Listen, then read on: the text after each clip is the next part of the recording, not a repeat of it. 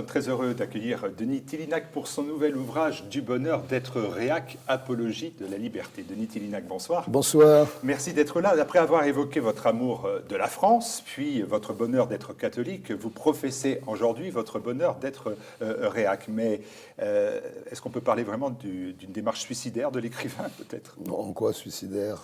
Vous savez que réac, c'est tellement connoté. Oui, mais la connotation a beaucoup évolué. Il y a 10 ans, je ne sais pas comment ce livre aurait été pris. Maintenant, bon, il y a des réactions qui peuvent être vives, mais enfin, on sent bien que l'entreprise de diabolisation dont le mot était le pivot est en passe d'échouer totalement. C'est plus un mot qui a le sens qu'il a pu avoir au 19e siècle, réactionnaire, en réaction contre tout ce qui procède en gros de la Révolution française. C'était devenu l'ingrédient d'une démonologie, un peu comme dans les manuels du Moyen-Âge où les inquisiteurs définissaient l'hérétique pour le clouer au pilori. C'était juste avant le facho. C'était le dernier cercle. L'avant-dernier cercle de l'enfer. Bon, facho, ça marche de moins en moins non plus, mais réac, ça marche plus du tout. Et il y a même un risque, c'est que ça soit en train de devenir quelque chose à la mode, ce qui me terroriserait. Oui, là, ça serait un moment très grave. Mais est-ce que quand même, c'est pas sérieusement un terme trop dur à porter, y compris par vous? Est-ce que vous n'avez pas un peu peur finalement de l'audace? Parce que vous passez toute la première partie de l'ouvrage, avant de parler des fondamentaux du réac, un petit peu à vous justifier, à justifier le terme, la démarche. Non, je le dépoussière de la connotation que la bien-pensance lui a collé sur le dos, comme une étiquette. Bon, le réac, c'est le beauf poujadisant, un peu raciste, un peu ranci, le rentier véreux, le raciste, le xénophobe, le franchouillard obtus, le crétin des Alpes, en quelque sorte. Bon, quand je déboussière tout ça, je peins le réac contemporain, tel que j'en connais beaucoup, j'allais dire de plus en plus, qui sont tout simplement des gens qui entretiennent un rapport plus simple, plus direct, plus ludique avec la réalité. Oui, mais enfin, au départ, on a quand même le sentiment que... vous dites, de fait, rien dans ma vie, rien dans mes livres n'a de ressemblance avec le portrait robot du réac. Je veux dire, comme soutien du bonheur d'être réac, on trouve mieux. Vous dites même, j'ai jamais été affilié à un parti, un syndicat, une secte, une loge, une école de pensée. Jamais. Pour être réac, vous avez j'ai le sentiment quand même que vous mettez en garde quand même sur l'idée que c'est une posture. Voilà, c'est une posture qui a des raisons métaphysiques, morales et esthétiques, qui ne doit pas être identifiée à quelque famille politique que ce soit. Et je mets en garde aussi les réactionnaires, notamment les jeunes, et il y en a beaucoup, contre la tentation de devenir des ultras, parce qu'à ce moment-là, si je puis dire, ils trahiraient un peu la cause. Et ils se feraient embrigader, et alors à ce moment-là, ça serait un jeu d'enfant, notamment pour la gauche bien pensante, de les diaboliser. Et donc, je mets en garde, je signale les affres qu'a connu, par exemple, un bel écrivain comme Richard Millet, qui a été ostracisé, littéralement placardisé par les médias, les éditeurs, les critiques, alors que c'est probablement une des plus belles plumes françaises, il honore la littérature française. Et bien, à mesure qu'il était ostracisé, il s'est raidi. Alors plus il était, plus il se durcissait, plus il se nécrosait, j'allais dire, plus sur certains plans, sur des positions, plus il était diabolisé. Il y a une espèce de course à l'abîme qu'il faut essayer d'éviter, parce que ça fait le jeu des bien-pensants. J'ai lu dernièrement dans un travail que vous avez mené pour Valeurs Actuelles, vous avez fait une belle page pour expliquer le sort qui vous avait été réservé chez Ruquier sur France 2 lors de l'émission qu'il dirige le samedi soir. Oui. Mais permettez-moi de vous dire, vous indiquez en page 12 de votre réac ne qualifie plus une opinion politique, un réflexe passéiste, une posture esthétique. À vrai dire, il ne qualifie plus rien, il salit, il néantise. Et vous ajoutez, on n'argumente pas avec un réac, on le disqualifie, puis on le met au rencard. S'il résiste, on l'élimine. C'est arrivé un peu, permettez-moi, gueule enfarinée Oui, c'est un peu ce qu'a essayé de faire donc un des animateurs de cette... Émeric Caron oui, je ne sais pas comment il s'appelle. Émeric Caron. Je ne connaissais pas ce type. Puis ça ne m'a pas donné envie de le connaître davantage parce que je l'ai trouvé obtus et n'ayant rien compris au livre, si tant est qu'il l'ait lu. J'ai peur qu'il l'ait lu. Sa seule excuse aurait été qu'il ne l'ait pas lu. Mais bon, effectivement, il a essayé de me cantonner dans le corner du réac tel qu'il est perçu dans certains gauches des intellos bien pensants. Bon, ben, ça n'a pas marché du tout, ça a suscité des réflexes de sympathie incroyables qui me sont venus dès le lendemain au Salon de l'Agriculture, où j'ai l'impression, en sortant de cette émission, de me retrouver un petit peu chez moi.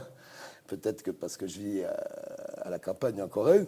Et le livre ne s'en est que mieux porté. Donc ça a été un symptôme, un petit symptôme d'une espèce de fin de règne. Hein, il y a toute une idéologie qui, en gros, s'est mise en place au début des années 60, qui a amené au pouvoir 3 générations de socialistes et qui est en train de s'effondrer. Et comme ils le sentent, ils montrent un peu les dents, parce qu'ils sont en train de perdre leur pouvoir, un pouvoir intellectuel qui a été sans conteste jusqu'aux 10 dernières années et qui maintenant est rongé de partout. Alors donc, est-ce qu'on peut vous faire le reproche de ne pas connaître la valeur des mots ? C'est-à-dire le mot réac et tout ce que cela sous-tend. Et dans cette émission de France 2, vous dites à un moment donné, moi je suis un Français de souche. Et là, c'est l'enfer qui tombe sur vous. Oui, alors j'ai évoqué cette affaire parce qu'elle a valu à Finkielkraut des diatribes invraisemblables et même des menaces de 2 membres dirigeants du Parti socialiste auprès du CSA, en disant que c'était inconvenant d'utiliser le terme français de souche dans une émission de télévision publique, je ne sais plus laquelle, n'importe. Bon, Dieu sait que Finkielkraut est un philosophe pondéré, modéré, qui connaît le sens des mots. Et bon, des Français de souche, ben, ça existe, ils sont quelque chose comme 80%. Ils sont picards, ils sont normands, ils sont franc-comtois, ils sont corréziens, ils sont limousins, ils sont gascons, ils sont alsaciens, ils sont berrichons. Je pourrais faire une liste à la Prévert de Français de souche qui existent et qui se sentent d'ailleurs minorés, voire ignorés dans les débats sur l'identité nationale. Il y a eu un débat lancé par l'ancien président Sarkozy sur l'identité nationale. J'aurais préféré qu'il appelle ça l'identité de la France, titre d'un beau livre de Brodel. Bon, il a été question de quoi ? Il était question de minaret, il était question de voile islamique, il a été question de banlieue difficile, il a été question de délinquance, il a été question de minorités qui revendiquaient leur droit à la différence culturelle. Les Français de souche, 80%... que je venais d'évoquer, se sont sentis complètement exclus, en sorte que ce débat a été tronqué, les minorités en question se sont senties stigmatisées, et la majorité sociologique s'est sentie humiliée. Et pour que des minorités soient accueillies fraternellement dans un pays à l'intérieur de frontières, mais il faut que la majorité sociologique soit assurée de sa supériorité symbolique. C'est comme ça. Et c'est un peu ce que j'ai voulu dire quand ce type s'est mis à pratiquement me traiter de raciste ou de xénophobe. Oui, c'était pas pratiquement. Oui, pratiquement. Bon. Est-ce que c'est aussi le désir de ne pas vous laisser enfermer dans ce que vous appelez la soumission à l'ère du temps ?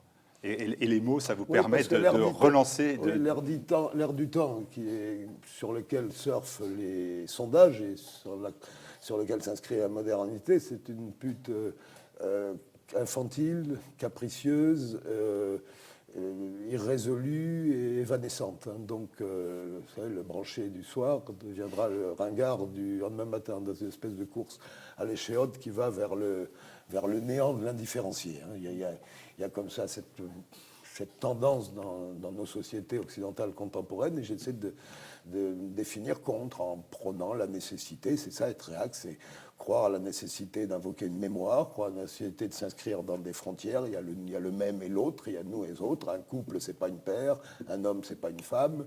Il n'y a pas de pédagogie sans répression, il n'y a pas de vie en société sans référence à une mémoire et ce qu'on doit à nos ancêtres, etc. On ne peut pas construire une morale sans le sens de l'honneur, le sens du regret, le sens de l'altitude, le sens...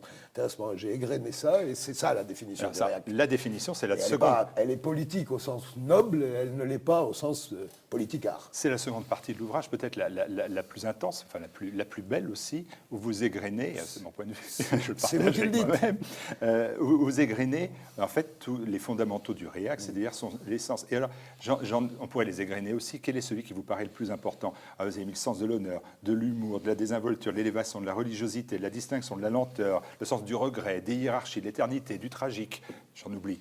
Quel est celui qui vous paraît le plus important? Et à quelle fin? J'hésite entre le sens de l'honneur et le sens de l'altitude, hein. C'est-à-dire par respect de soi, donc des autres, ricochet, mettre la barre de son destin, de ses désirs, de ses aspirations à une certaine altitude en essayant de ne pas déchoir. Alors, dans l'ouvrage, il y a quelque chose qui me surprend un tout petit peu. Je vais vous le dire franchement, c'est que vous créez l'idée d'un homme qui a un héritage, qui est un lien, en fait, hein, entre les générations qui l'ont précédé et celles qui vont lui succéder. Ce n'est pas un homme anonyme. Non, moi, je me sens, comme beaucoup, l'héritier comblé et plein de gratitude de mes propres ascendants, mais aussi de mon terroir, qui est mon territorial poétique, c'est mon village en Corrèze, de ma patrie, c'est la France, de ma culture, c'est l'Occident, et de ma religion, c'est le catholicisme. Tout ça a fabriqué, a fait de moi cet écrivain français, ou celui qui essaie d'être un écrivain français. Et plus je vais, plus j'ai conscience que sur le fil de l'instant, je ne peux me définir que par référence à ce passé. L'avenir, on ne sait pas s'il existe, parce qu'on peut mourir demain matin ou ce soir. L'instant présent, le temps que je l'aborde, il est déjà dans le passé, et donc c'est la mémoire qui compte. Et cette mémoire, la société contemporaine fait tout pour le mood, pour le concasser, pour le folkloriser, pour le touristiser, et ça s'appelle la décadence. Alors l'homme, il n'est pas autoconstruit, l'homme, c'est un héritage. Et là, il y a une phrase qui, moi, m'a surpris, c'est de dire, mais moi, je n'aime pas le Barès de la terre et des morts. Alors, comment on peut avoir la notion d'héritage sans la terre et les morts? J'ai beaucoup de considération pour Barès, que j'ai beaucoup lu, plutôt le Barès un peu égotiste, Stannard, je le préfère dans ce rôle à Stendhal, par exemple. Le Prisem Juventutis, quoi, celui oui, qui voilà, est à la Sorbonne. Un petit peu, bon, un peu moins le Barès patriotard, non pas que je ne sois pas patriote, je le suis beaucoup, mais enfin bon, c'était le contexte de la menace des Prussiens, puis la guerre de 14, puis l'après-guerre, donc je comprends un peu ce Barès-là de la fin. La terre est morte parce que il n'y a pas que mes morts, il y a les morts de ma culture, il y a les morts de ma civilisation, il y a la cohorte des saints, ce qu'on appelle la communion des saints théologie catholique, qui sont de partout. Et ça, c'est l'universel. Mais ce que je dis, c'est qu'on n'atteint l'universel que par le biais du singulier. Donc la terre, les morts... C'est ce que l'idéologie contemporaine oublie. La terre, les morts, c'est important. C'est important, mais... Et le terroir? Faut pas s'en tenir là, bien sûr. Mais et là, la Corrèze, elle est où dans le bouquin? Écoutez, non, mais elle est inscrite en vous, mais dans le bouquin? Oui, mais dans le bouquin, quarantaine le de terroir. livres, et la Corrèze doit être présente dans presque tous. Oui, mais pas dans celui-ci. C'était pas le sujet, si je dois évoquer quand même mon village, mais bon, c'était pas le sujet. Il est assez, je développe assez tout ce qui concerne la mémoire d'un pays. Donc pour que le terroir, j'ai tellement l'impression d'en avoir parlé, de l'avoir chanté, que peut-être inconsciemment je l'ai omis pour pas trop me répéter. D'accord. Et aussi, autre question qui me paraît importante, c'est comment avec ses amis, quand on écrit cet ouvrage-là, on dit « moi je suis réac », comment on prend ça? On sait que vous êtes l'ami de Jacques Chirac, c'est pas un secret d'État. Ça rien à je voir. ne sais pas, est-ce qu'il était copain avec un réac? Il l'était avec moi en tout cas. Mais il n'a peut-être pas accolé cet adjectif directement à votre personne. Non, mais pour lui, un écrivain, c'était un artiste. Un artiste, c'est quelqu'un qui vit à Montmartre, qui se couche à 6 h du matin, qui boit de l'absinthe et qui fume de l'opium. On n'a jamais pu l'enlever de cette idée. Bon, on a tous besoin de quelques clichés. J'ai jamais vécu beaucoup Montmartre, j'avais vécu. Non, mais est-ce que vous aurez laissé cette liberté? C'est un lien privé. C'est un lien privé. C'est toute liberté. J'ai écrit tous les livres que je voulais lire, y compris à l'époque où je lui ai rendu quelques services pendant ses campagnes, toujours off. Je n'ai jamais appartenu à quelque hiérarchie que ce soit. Et alors, c'est un parti, mais il m'est arrivé Bon, c'est plus un secret d'écrire quelques-uns de ses discours, des morceaux de ses discours. Je vais assister à un meeting de sa vie, j'ai horreur des militants, j'aime pas les partis, c'est mon côté gaulliste. Je m'intéresse à la politique quand elle a un rapport avec l'histoire, avec un H majuscule. Pour le reste, c'est Saint-Simon a tout dit, il n'y a rien à y ajouter, rien à changer. Est-ce qu'un réac, ça peut invoquer le doute, comme vous le faites? Oui, bien sûr. Oui. Et un catholique, d'ailleurs, peut invoquer le doute par rapport à la foi. Le doute est inhérent à la théologie catholique, et je dirais le doute est inhérent à l'intellectuel et l'écrivain occidental qui être un écrivain, c'est toujours quand même être un peu à côté de son siècle, à côté de ses pompes, à côté des réalités ou de ce qui est perçu comme tel. Hein. Donc, j'ai un problème avec ce mot. Si vous voulez, je le trouve plus franc du collier, plus frais, au fond moins pollué que droite. Il y a 40 ans, je me demande si je suis un homme de droite. Je sais que je ne suis pas un homme de gauche, mais la gauche, la droite n'est pas l'homothétique de la gauche. La gauche, elle a ses grands ancêtres, elle a ses concepts idéologiques de base, la raison, le progrès, elle a sa liturgie, son patois, son langage, et ses grands ancêtres sont des hommes politiques. Alors, il y a ceux qui préfèrent Danton à Robespierre, ou Blanqui à Ledru-Rollin, ou Marx à Proudhon, ou Jaurès à Marcel Cachin, ou Mitterrand à Marché. Mais à droite, non. Il y a autant de droite que de droitiers. Et qui sait quelle figure symbolique ils invoquent? Tintin, Mermoz, D'Artagnan, Cyrano de Bergerac, Barbé d'Aurevilly, Baudelaire, Saint-Ex, Gabin, la Môme Piaf, vous voyez? Bon, et toutes ces personnes et d'autres que je viens d'évoquer, toutes ces figures composent comme ça un imaginaire. Et cet imaginaire, c'est ça, être de droite. Mais bon, comme le mot a été tellement pollué par le fait que la bipolarisation dit il y a une gauche, il y a une droite, comme il y a deux côtés, un carrefour, et puis deux hémisphères d'un cerveau, il m'a semblé que réac, c'était quelque chose de plus franc du collier. On s'en prenait vraiment à la modernité. Ça, c'est franc du collier. Et c'est pas, on m'a pas assassiné depuis. On ne vous a pas éliminé, selon le terme. Mais quand même, ultime provocation ou ultime paradoxe, quand même, le réac préfère le bonheur. Oui, à ses risques et périls. Oui, à ses risques et périls. Oui, il y a une certaine solitude. Il est évident que moi, j'appartiens à une génération où toutes les idées qui sont considérées comme des valeurs à tort, parce qu'on confond principe et valeur. Je pense par exemple au baratin rituel sur les valeurs républicaines. Il n'existe pas, il n'y a pas de valeurs républicaines. Bon, à peu près tout ce qui a été promu comme considérant comme fabriquant une conscience morale convenable m'a indisposé. Hein, d'accord. Donc, à partir de ce moment-là, être un écrivain de droite ou réac sur la rive gauche de la Seine, c'était pas très confortable. Bon, on s'en accommode. Hein. Et alors, le problème, c'est qu'il ne faut pas s'aigrir. Parce que si on s'aigrit, on se durcit, on n'est plus heureux. Donc, il faut s'accepter comme tel. Et puis, bon, j'ai survécu. Je ne suis pas à plaindre. Ceux qui sont à plaindre, c'est les réacs solitaires qui sont tellement discriminés qu'ils s'enferment dans une forme de schizophrénie. Et là, c'est assez triste, parce qu'ils sont infidèles à la cause et puis ils se rendent très malheureux. Non, il faut...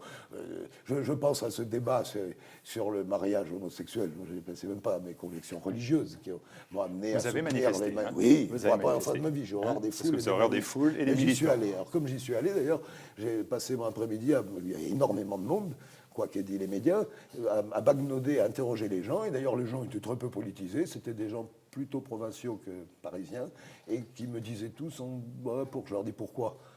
Au fond, marier quelques homosexuels, bon, c'est pas...